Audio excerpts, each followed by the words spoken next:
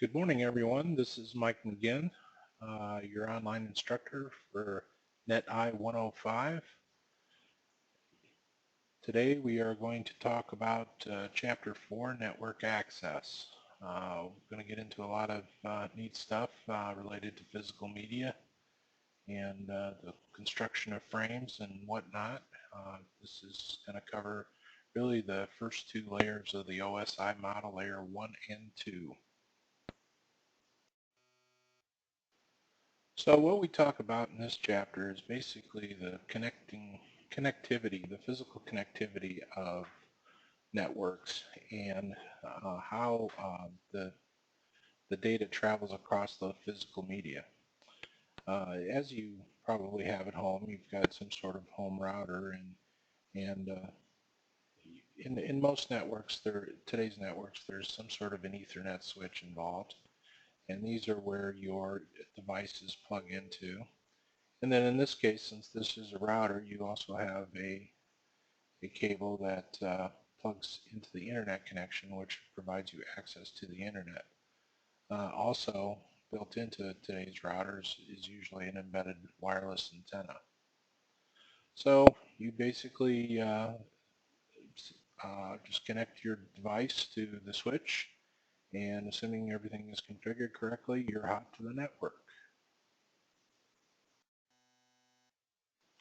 On the other end of the network, or the device end, we talk about network interface adapters or network interface cards, and about every internet capable device today has some sort of network interface adapter or card built into it. Whether it be a smartphone, a range extender, which extends the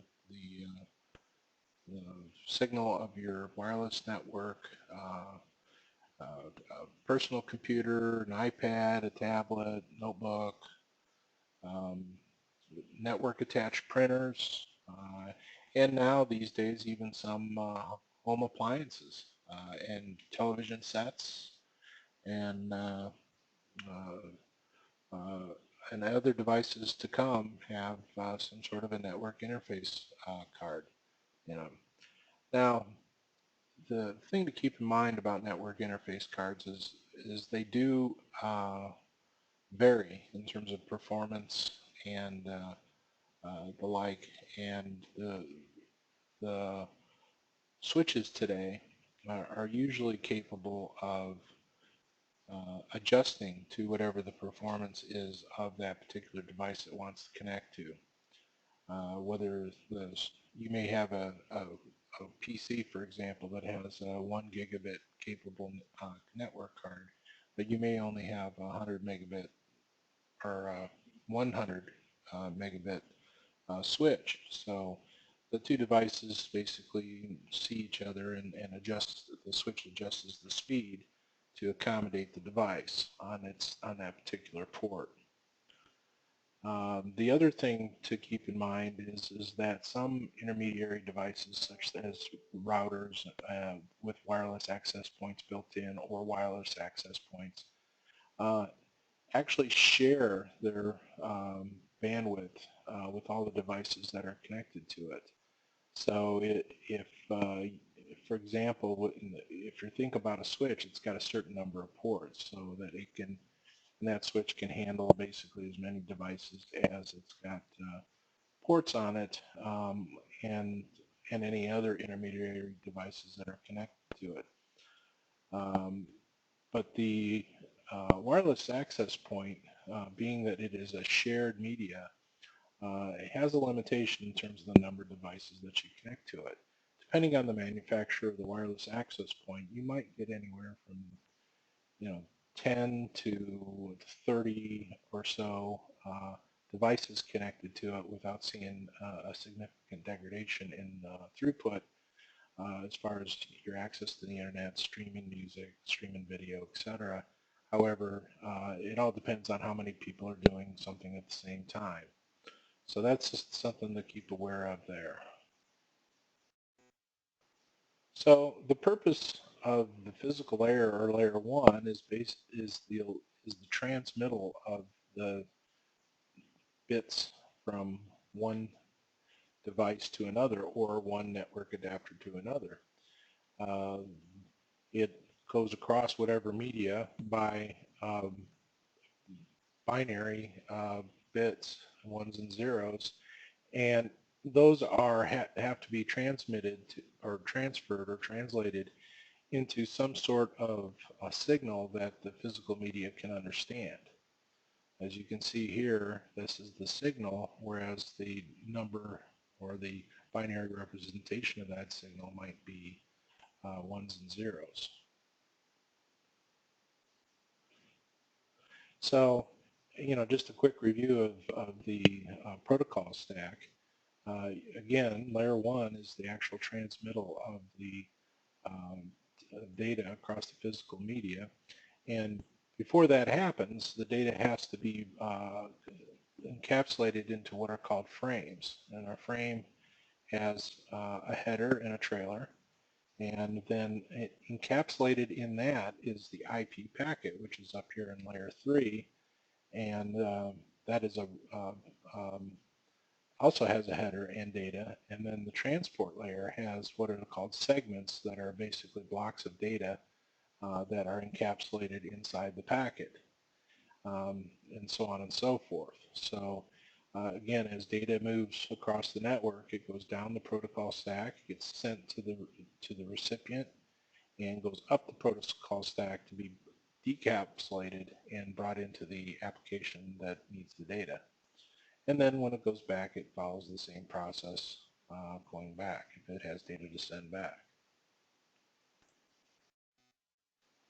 So once again, physical layer media, there's different signals depending on the type of media. For example, copper cable uses electrical signals, whereas fiber optic cable is light pulses, and microwave signals use AM, FM, PM, different modulation technologies to be able to translate its digital signal across the media. There are a bunch of standards that govern the physical and data link layer, and they list those here. Good luck in trying to remember those, but there'll probably be a question or two on that.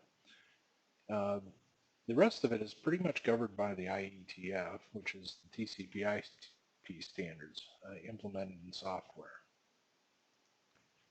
So here it just kind of gives you in this table a more detailed look at the different standards and such.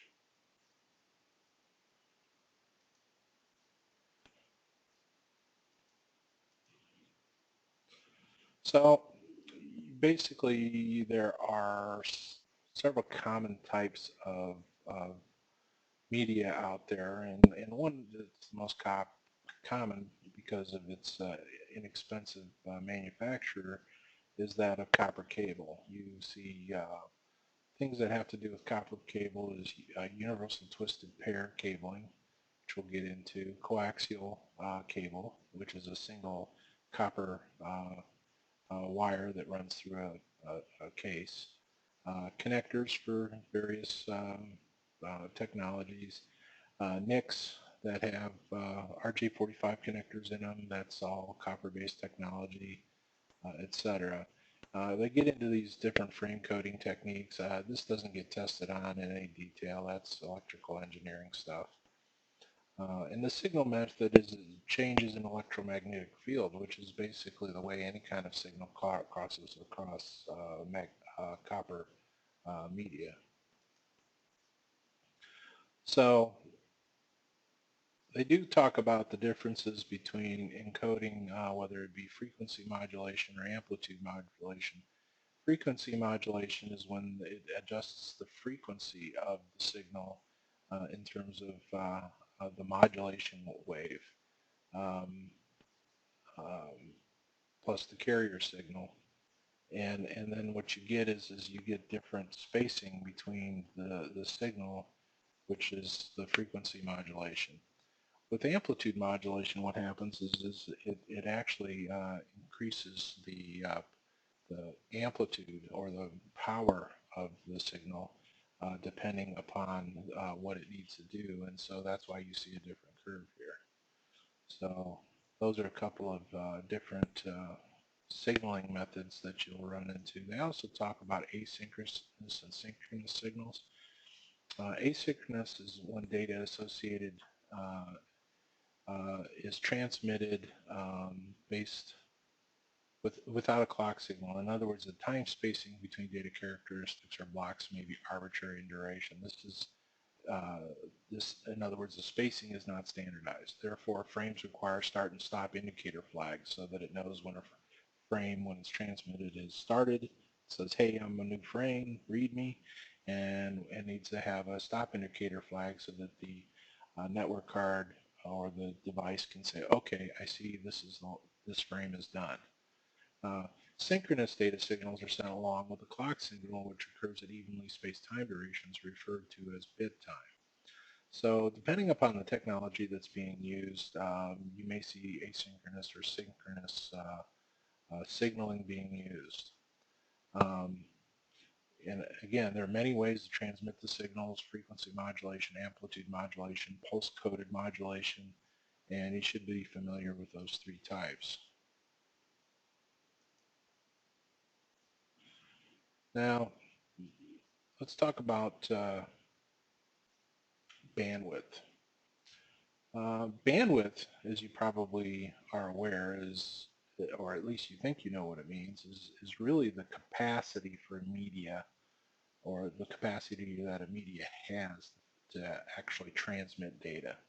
So, for example, you hear that, you know, I have a 100 gigabit per second network, or I have I have a 1 gigabit per second network. Those are terms that relate to bandwidth. And one thing you'll kind of need to do is they always throw a question in there about doing some sort of conversion of gigabits per second to kilobits per second. So the hierarchy, it's all base 10, but you just have to kind of be familiar with how many gigabits are there in a terabit. Well, there's basically, well, what's a gigabit? So 1 billion, and then 1,000 billion are in a terabit. So knowing that hierarchy, a 1 bit per second is basically the smallest standard to measure, and kilobits per second is basically 1,000 bits per second, and on down the line. So you need to kind of be familiar with those things. Now, throughput is what you're actually getting through that physical media. So take the example of if you have Cat6 cabling, and you have two switches that are capable of 1 gigabit per second speeds, so that basically the traffic between those two devices, or the bandwidth between those two devices, is 1 gigabit. But your network card is 100 megabit. Well, your throughput is going to be 100 megabit because your throughput is only going to be as fast as the slowest device from point A to point B. There is another thing that is known as goodput, and goodput is basically throughput, but it takes into consideration errors and errors on the media, collisions, things like that. And so goodput is actually what usable data traverses from point A to point B. So it's important to understand those two concepts. So goodput basically takes into consideration traffic overhead for establishing sessions, acknowledgments, encapsulation overhead, etc.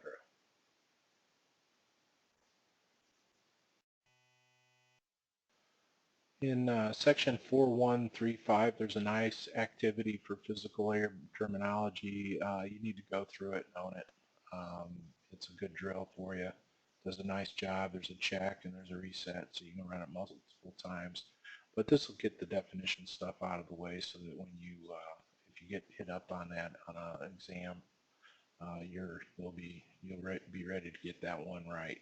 That's always the objective, isn't it? In section 421, they dive into copper cabling and the characteristics of copper cabling. And the three that they talk a lot about is UTP, or Universal Unshielded Twisted Pair, and Shielded Twisted Pair, which is STP cable, and coaxial cable. Coaxial is pretty much a legacy technology as far as being the media for networks. However, you do see coaxial cable to, like, for example, connect external antennas to wireless access points and things like that. But it doesn't really anymore get used in new networks for actually carrying packets and frames very often. The difference between shielded twisted pair and unshielded twisted pair is to combat what is really the only major weakness of copper cabling, and that is external interference.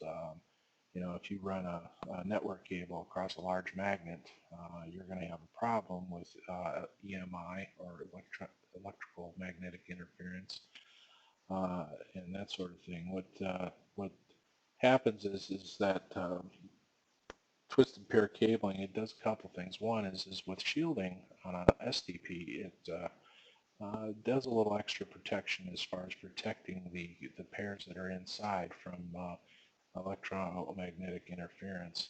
And then also the cabling itself, so that you don't get electrical and magnetic interference from the other wires in the bundle, it twists the pairs, and this is done to reduce what is known as a phenomenon called crosstalk. They talk about that in the chapter as well.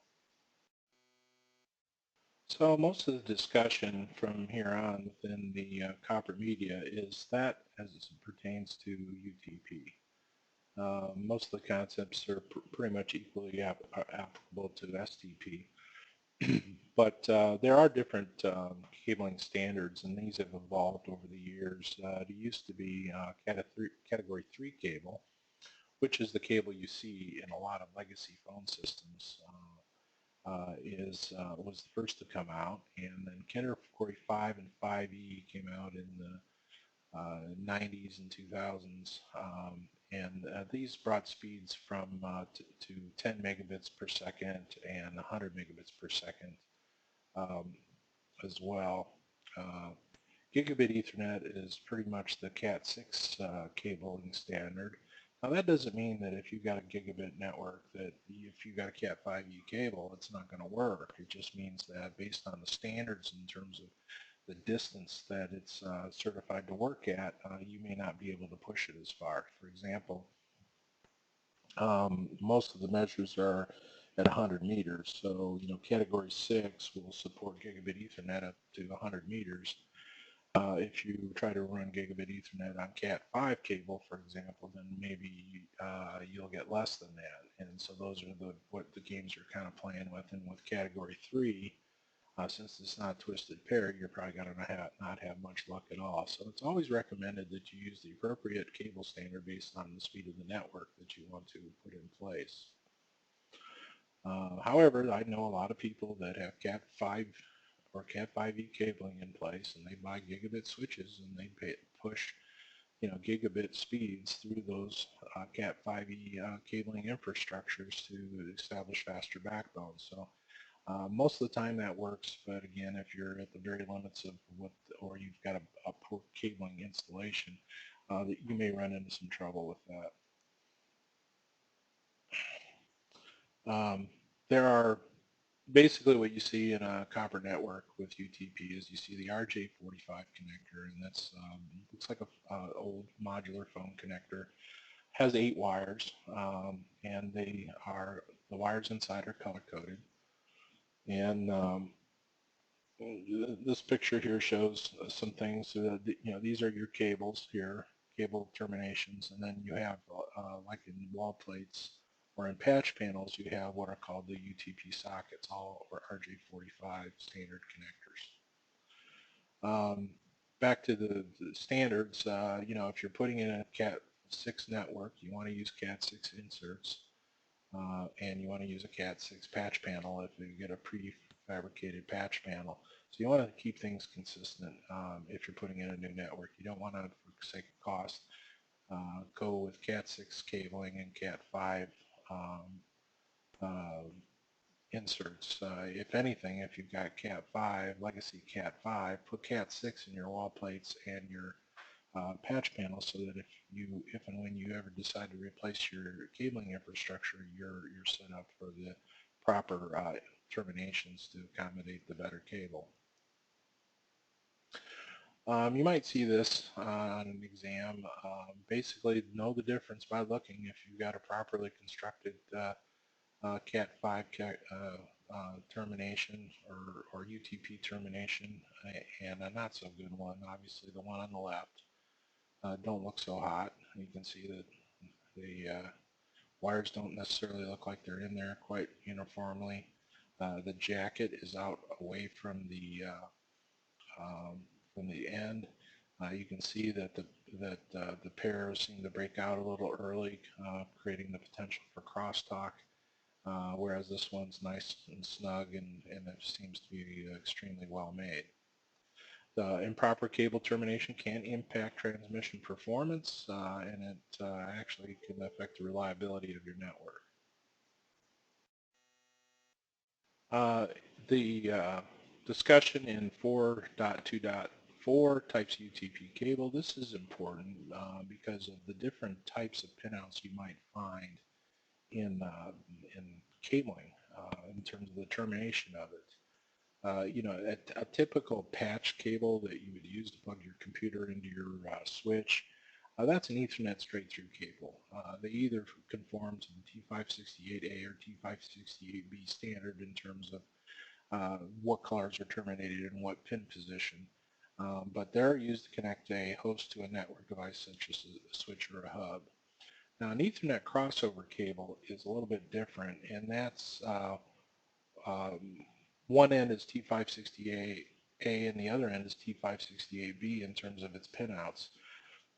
These are usually found when you're connecting two intermediary devices of the same type, such as connecting a switch to a switch or a router to a router. This used to be a big deal, and you used to have some Ethernet crossover cables laying around or to make sure you got the pinouts right for your backbone cabling infrastructure. These days, most of the time, your switches and even your routers have what are called auto-sensing crossover capability. So basically it detects whether or not it's a device of the same type on the other end and does the crossover virtually within the device itself, so that a straight-through cabling is going to work just fine even if it's between like devices. Where this becomes an issue is if you're in a lab situation and you've got two routers and you want to interconnect them, you better be looking for a crossover cable in a lot of cases to get those to work. So it depends on the device that you're connecting to and that sort of thing. The rollover cable is a Cisco proprietary cable, and that's what connects a workstation serial port to a router console port using an adapter. So if you've got a serial port as your the way that you're going to connect to the console port of a Cisco device such as a router, and you have a serial adapter on there, you'll need a rollover cable to plug into the console port using that adapter. One thing that's, if you plan on having a career in IT infrastructure, one good investment to have, or one of the first things you ask your employer for if there isn't one around, is a cable tester. This basically allows you to check the connectivity and the pinouts, etc., of a particular cable to make sure there's not any faults in the cable, etc. They vary in cost. Simple cable testers only about $100 or so. You can get more advanced testers that get really into the degree of telling you the signal strength of each individual pin and things like that. But for the most part, a simple cable tester just to make sure you got your pinouts right and that sort of thing is a lot easier to do than hooking devices up and testing them that way. This is a quicker and easier way to make sure that you actually assembled the cable correctly, or the cable that you have is actually been built correctly. In section 4.2.3, they get into the other most common media that we see in Ethernet networks, and that is fiber optic cabling. They have a nice diagram here that talks about the construction of it and that sort of thing. There are lots of different types of fiber optic cable, but there are two major categories. One is called single mode, and and multi-mode. Single mode is suited for very long distances. A lot of outdoor cables are signal mode cables. They have a smaller core, less dispersion, and they use laser lights as their light source. Laser lights have are a lot stronger, have longer range, and they're, like I said, commonly used between campus backbones or distances of several thousand meters. Multi-mode allows for a greater dispersion and therefore loss of signal. They are suited for long distance applications, but shorter than single mode. They'll only go a few thousand feet. They use LEDs as their light source, and they're commonly used with LANs of distances of a couple hundred meters within a campus network.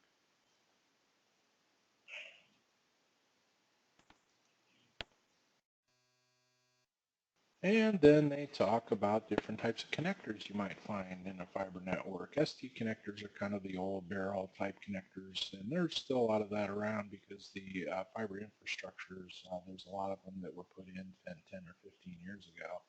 And then there's SC connectors, LC connectors, and duplex multi-mode connectors. And the device that you need to plug into pretty much dictates what you need. Because the patch panel, the fiber patch panel that you might have in a location, the connector may not match with the patch panel in the device. Those connectors may not match. For example, you may have a patch panel that's got the old ST connectors, but you need to plug into a device that supports SC connectors. Well, what you do is you get the appropriate connector that has the proper connectors on one end and on the other. Another thing to keep in mind is usually you'll see yellow patch cables in a single mode environment. You'll see orange patch cables in a multi-mode environment, although that's if they were purchased from a manufacturer as opposed to being constructed themselves. If somebody made it themselves, who knows what color it's going to be. It could be purple or green or whatever, but you don't see a lot of that. Most people buy theirs from a company that specializes in building those types of things. So fiber versus copper. Okay, the bandwidth, you've got a higher bandwidth with fiber optic. It can support much greater bandwidth speeds. The distance is a longer distance. It's virtually immune to any type of EMI or RFI interference as opposed to copper cabling because it's light. It's not electromagnetic signaling. And again, with electrical hazards, you grab a fiber optic cable unless it's got a metal wire in it for it to be stiff. You're impervious to any kind of electrical shock potential. But the biggest benefit for going with UTP cabling is it costs a lot less, and it doesn't take a lot of expertise or experience to be able to install it, and the safety precautions you need to take with it are pretty low as well. So it's good to understand the differences. That's why you don't see fiber optic cabling going to every computer in a local area network. It's just too darn expensive.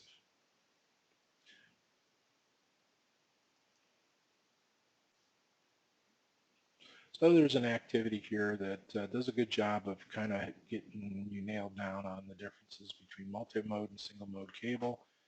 This is a good activity to go through that will get you ready for any questions that are on an exam. Then the chapter kind of jumps you into network media. There are three major types of network technology out there. There's Wi-Fi, which is one we're all probably most familiar with. Uses CSMACA, which is collision avoidance technology. There's the various standards that are there that very much governs the speeds that they run at.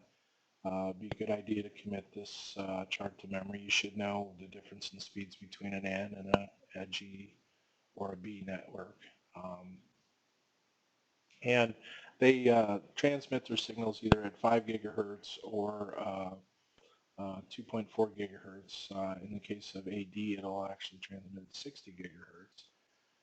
Bluetooth, another very common wireless technology, usually supports slower speeds and provides device pairing over distances of 1 to 100 meters. So these are real short distance wireless devices. For example, I'm talking to you through a Bluetooth headset connected to my notebook computer, and I'm about a meter away, and if I was to walk 30 feet away, you wouldn't hear me anymore. So, and then WiMAX is technology for really outdoor long distance point-to-point wireless technology.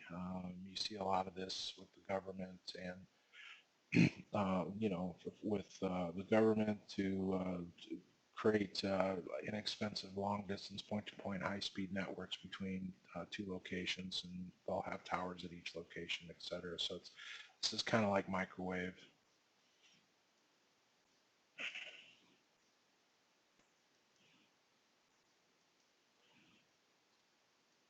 So again, at 4.2.44, they have a nice table here in terms of the standard, the maximum speed, the frequency that it runs with, and really kind of important to know is the backward compatibility. For example, if you're at a certain standard, you may not be able to get a 5 gigahertz technology to work with it. So for example, if you got a G wireless network and you try to take an A device and connect to it, it isn't going to work because an A won't talk to a G. So it's kind of familiar. Now the later standards, for instance, AD, that'll talk to anything. The 802.11ac, which is a 5 gigahertz only technology, it can only talk to A and N. So, understanding the difference between those is something that is probably something you ought to commit to memory.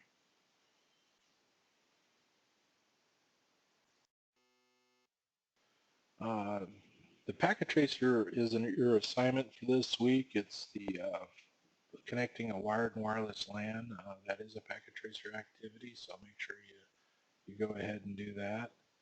You can also, if you want, do the 4.2.4.6 lab. I believe that's in NetLabs if you want some enrichment activity and get more familiar with that as well.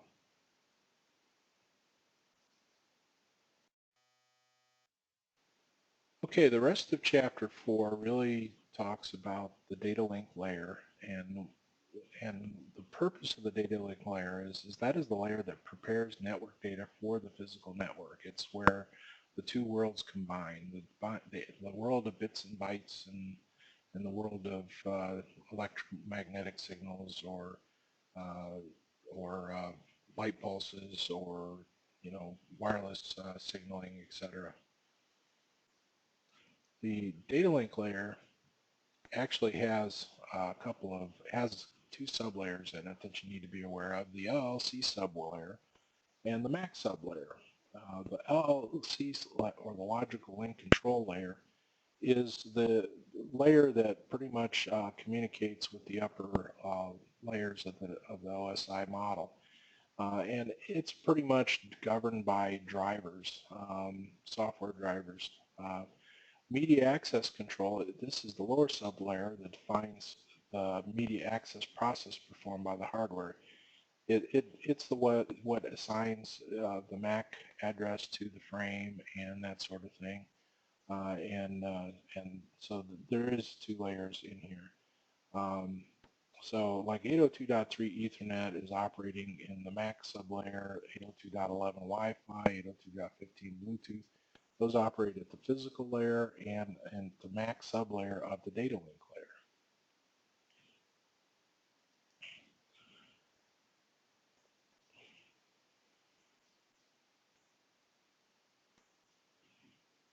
So the data link layer, it's the layer that has protocols that govern how to format a frame for use on different media. So what an actual frame is, which is the data unit of the data link layer, it varies in terms of its construction depending upon the media that it's destined for, whether it be copper, wireless, fiber, etc.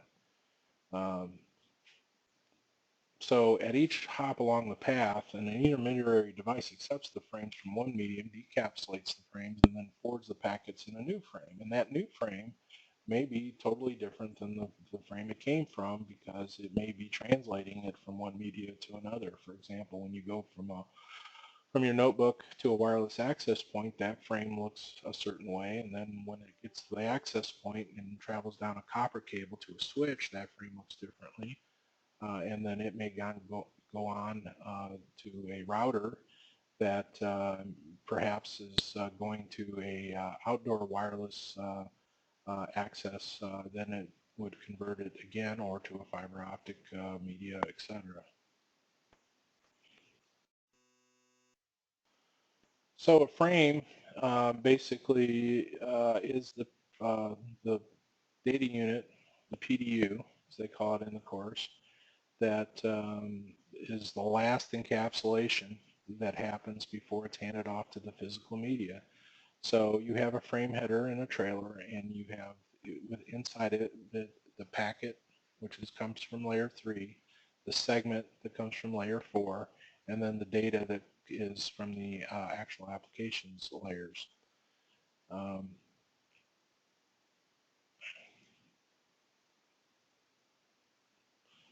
so there are a lot of different frame fields, and these basically vary again by the type of media that you are handing off to, but this is a typical frame and the fields that are inside of it. And they go through in 4322 in terms of identifying what you have as far as what those different fields mean. And then there's an activity in 4323 that drills you through constructing a frame, which is a good way to get very comfortable with that whole structure,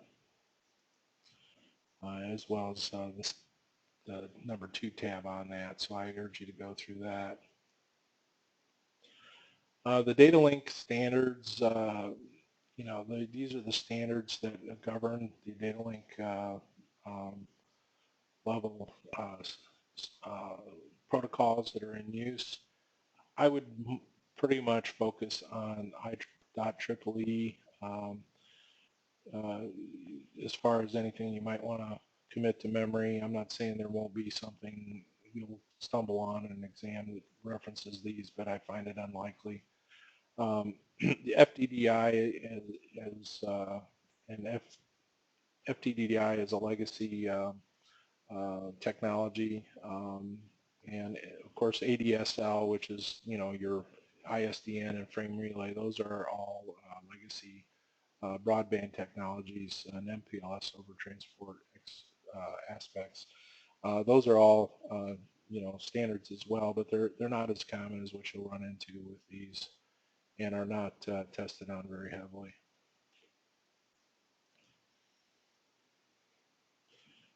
And again, I do kind of put you in a little drill here in terms of the different standards organizations.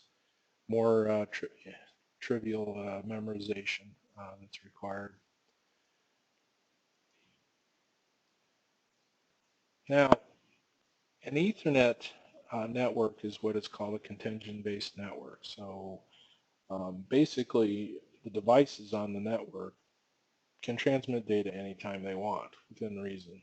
And so we're going to talk a little bit about that, and that's referred to as media sharing, which is something that we'll have to talk about here a little more. They talk about a physical topology, and a physical topology is kind of a map of where things physically are in terms of devices.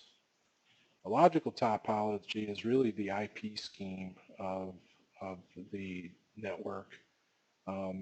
So for example, the switches that were represented in or the classroom hubs or whatever, the Ethernet switches that were represented in the first part are really these buses here. And those have different networks that those are on, and you've got a router and firewall, and these are the IPs that are assigned to the devices and that sort of thing.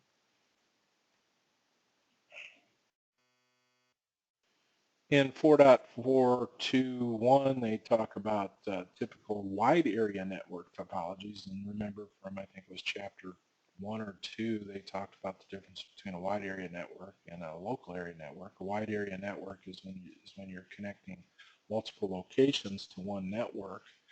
And the point-to-point topology is basically you've got location A that's connected to location B by one single connection.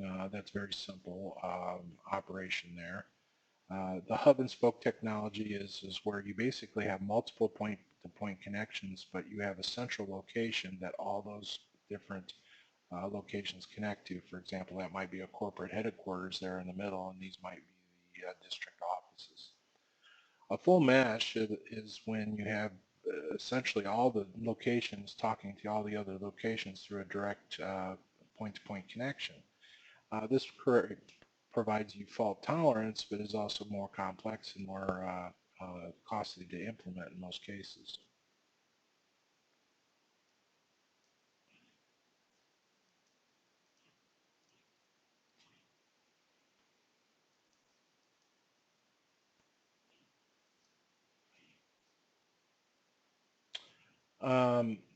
Point-to-point connections can operate at either full or half duplex, and half duplex means that one node can only send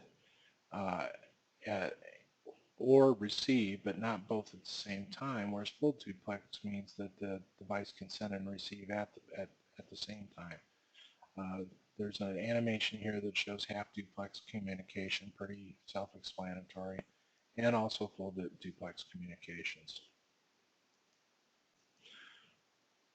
Now with LAN topology, the ring topology and the bus topology are basically obsolete topologies. You don't really see those anymore.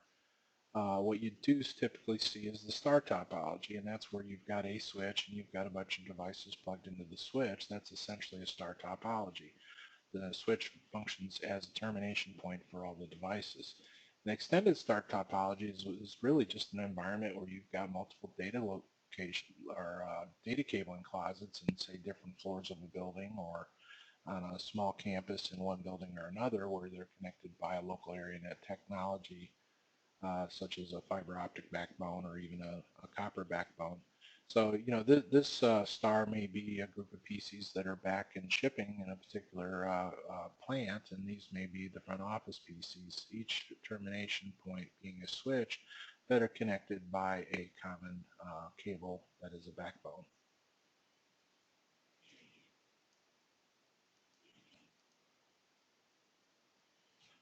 So they spend the rest of 4.4 talking about contention-based networks. And this is where we get into how does the Ethernet network manage the fact that everybody tries to send stuff at the same time.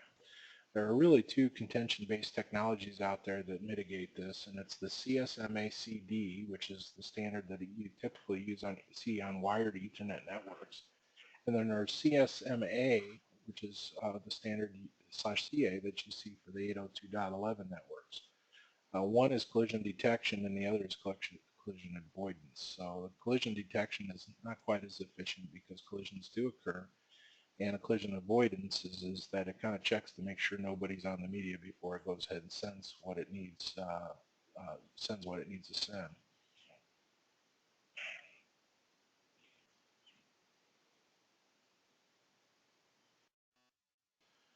Okay, so chapter 4 kind of wraps up in section 4.4.4 where it does a little more of a deeper dive into the data link frame and how data link frames differ depending upon the type of media that it's going to be handed off to as far as the physical media.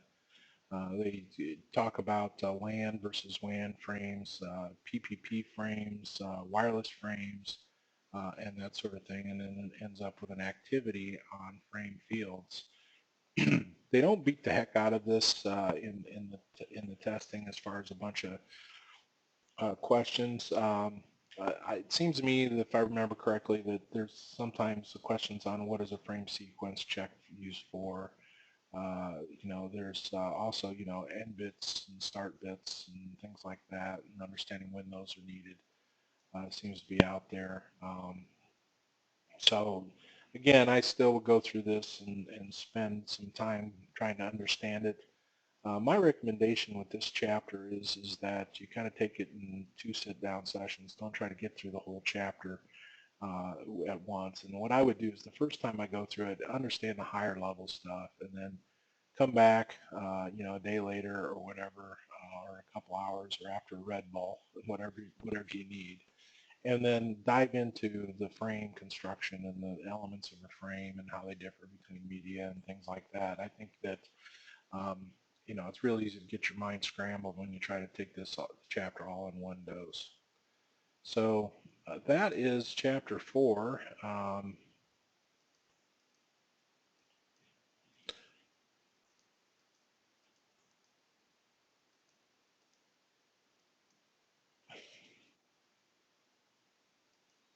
We in chapter 4, really covered a lot of stuff. We talked about the different media that's out there, whether it be copper, fiber, wireless, whatever, and the different ways that the data physically travels across physical media. And we talked about the data link layer and the construction of frames and how they differ between device to device. We even got down to really analyzing or taking a hard look at the different types of UTP cabling and fiber optic cabling, the standards that are associated with those respectively. And so, this is really as deep as it gets as far as layer 1 and layer 2 in this course in terms of understanding those layers of the OSI model. We spent a lot more time looking at layer 3. Layer 3 is pretty much the meat of this particular course, and layer 4. And in terms of what you will deal with in a IT position where you're working with infrastructure, the physical and data link layer is basically making sure you got the right technology in place, you got the proper drivers installed, if applicable, and you got everything connected properly. And it's kind of like that commercial, set it and forget it. Unless something breaks, you really don't need to go there. Whereas layer 3 and layer 4, those tend to be where you're just going to spend a lot more time troubleshooting or making reconfigurations to your devices to handle certain things, and so that your security policies can work proper, can address the data flow properly, etc. So that's what I got for chapter 4. So enjoy, and look for another wonderful presentation from me on chapter 5 soon. Thank you.